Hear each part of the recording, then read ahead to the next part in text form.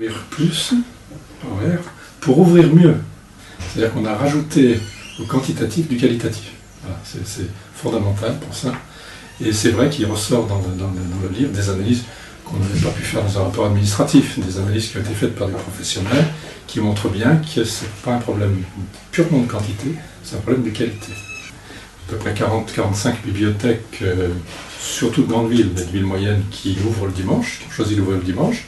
C'est très variable, il y en a qui ouvrent la matinée jusqu'à 13h, il y en a qui ouvrent toute la journée, comme sur les doigts d'une main, et puis il y en a qui n'ouvrent que l'après-midi, il y en a qui choisissent de n'ouvrir qu'un dimanche par mois. Bon, il y a une variété infinie d'expériences dans ce domaine. Partout, en tout cas, il ressort, quand on fait le bilan, quelque chose qui transforme un petit peu, j'allais dire, l'accueil du public. L'ouverture du dimanche apporte surtout un public, j'allais dire, de qualité. On s'aperçoit depuis maintenant une quinzaine d'années, on va le dire, hein, on s'aperçoit que les gens vivent un petit peu différemment. Les transformations sociales, je les vois. Elles sont évidentes, hein, il faut de les décrire. Et j'allais dire que l'ambition de tout service public, et les bibliothèques sont des services publics, devrait être de s'adapter à ces nouveaux modes de vie. Voilà. Les journées ne sont plus ce qu'elles étaient. Bon, il faut prendre en compte, j'allais dire, la participation à ces services ou l'utilisation de ces services par des publics qui en étaient exclus. Hein. Je vais vous prendre un exemple. Les bibliothèques, la plupart des bibliothèques, encore aujourd'hui, sont fermées le lundi, ce qui fait que les commerçants n'ont jamais accès aux bibliothèques. Par ailleurs, ouvrir plus, ouvrir mieux, c'est-à-dire probablement adapter les services qu'on offre aux problèmes actuels de la population. Hein. Bon, il y a des exemples, notamment à Bordeaux, mais dans d'autres bibliothèques, où on ouvre ces espaces aux personnes en recherche d'emploi. Voilà. Avec des partenaires évidemment spécialisés. On ne peut pas s'intituler Pôle emploi ou autre organisme, mission locale de l'emploi. On fait venir ces services dans la bibliothèque. J'ai coutume, alors on me l'a souvent reproché, de comparer la bibliothèque au hall de gare. Alors c'est pas péjoratif du tout. Vous verrez que sur les 20 dernières années, les halls de gare ont fait, surtout dans les grandes villes, des progrès considérables. C'est-à-dire qu'elles ont complètement transformé leur accueil. Il y a des points de rencontre, il y a des commerces, il y a une grande diversité d'activités.